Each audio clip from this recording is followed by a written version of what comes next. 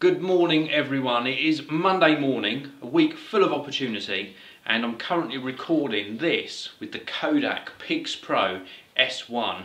I'm going to be recording with this particular camera all day.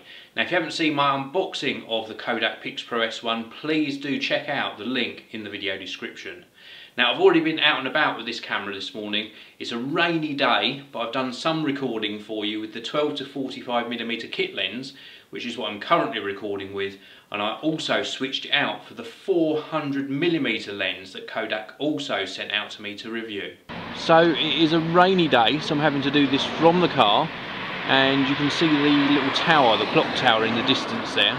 We're currently at 12mm on the 12 to 45mm Kodak lens, and now I'm going to zoom in to 45mm,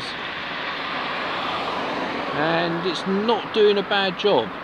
So now let's switch over to that 400mm lens, and we are now on the 400mm lens, 800mm equivalent. Focusing is really hard, but look at the magnification on that. We've still got a good amount of detail.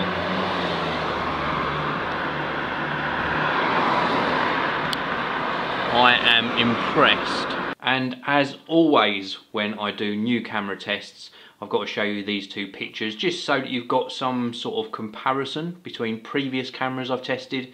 This is my Chihuahua canvas, and then we'll move across and have a look at the Simpsons canvas. It's a good way of just having a look at the colour reproduction. I've got no studio lights on at the moment, just one overhead light, and it looks pretty good. A little bit of noise showing on the screen, but overall a pretty good performance. So I am just getting ready to record my Nexus 9 review. Had a shave, had a clean up of the desk over there, just getting things ready to do the sort of B-roll footage for it, and then I'm going to sit myself down and talk to you about the Nexus 9. It is that time of the week again, and time to look in the fridge. So what have we got to eat this week? We have got some bacon for later on in the week. We've got some chicken strips for a chicken stir fry, accompanying vegetables for the stir fry. Looking forward to that one. These are leftover chipolatas from the weekend. We have some minced beef for spaghetti bolognese later in the week, and some other bits and pieces to eat as well. So it's just after 5 PM in the evening. I've already got the evening meal cooking, so I'm really pleased about that. And I wanted to sit down and have a chat with you, in fact a rant about something. But in fact, two rants, and I'm going to get the mini rant out of the way first. And that is that about sort of 20 minutes ago, we got our post. Royal Mail delivered at just before 5 PM. And it got me to thinking back probably about 5 or 10 years ago. And the postman used to start at 4 AM or 5 AM in the morning. They used to sort their own post into the pigeonholes so that they knew what route they were doing. And they used to go out on their first delivery, and we used to get our post at around about 7:30 AM to 8:30 AM. And then we used to get a second delivery at around about 11 AM, maybe a little bit later sometimes. Nowadays, and correct me if I'm wrong, but the sorting office has people that sort the post for the postman.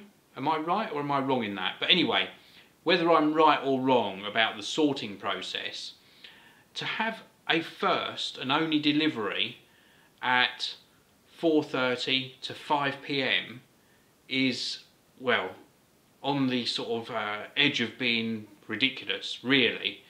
If that post was important, so supposing I was in a business premises and my office block got their post at 4 PM, that would be not acceptable at all. So I just can't understand it. I know things run over time-wise sometimes, but it is quite a regular occurrence that we get post at that sort of time.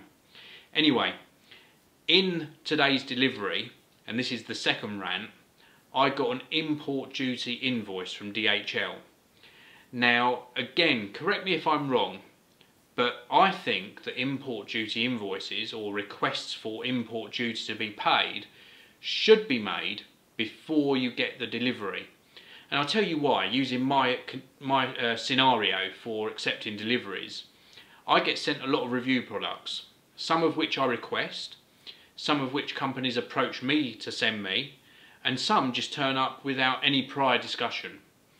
Now, if there's an import duty on something that I'm not expecting, and I'm informed about it beforehand, it gives me the chance to either reject that delivery or to sort of find out who the sender is and consider whether it's worth paying the import duty, or indeed, if it's something I've ordered from another country, an import duty is due, then it gives me the chance to either pay it or, of course, to maybe query the amount, you know, if they've overcharged.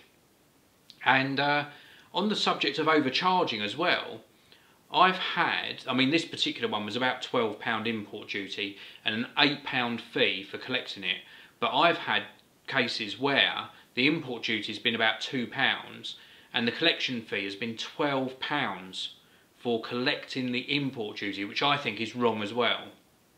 So I was going to Google it, but I thought I'd just talk to you about it first, because I really do think that you should get the import duty notice before you get the package. You know, otherwise you're not given the opportunity to challenge that import duty, and I think that's really very, very wrong indeed. It's not just DHL who does this, other couriers do it as well. Quite a few of them though do actually advise you of the import duty at the time of delivery, not after the delivery.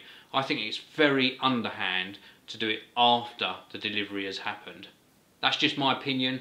Correct me if I'm wrong, or indeed let me know in the comment section below if you've ever experienced an import duty that you weren't expecting, or indeed you challenged one successfully. And also, don't forget that I've been recording all of today's video with the Kodak PIXPRO S-1, so do let me know in the comment section below what you think of both the audio and the video quality. So that's it for today's video. Thank you very much for watching. I'll see you all again tomorrow.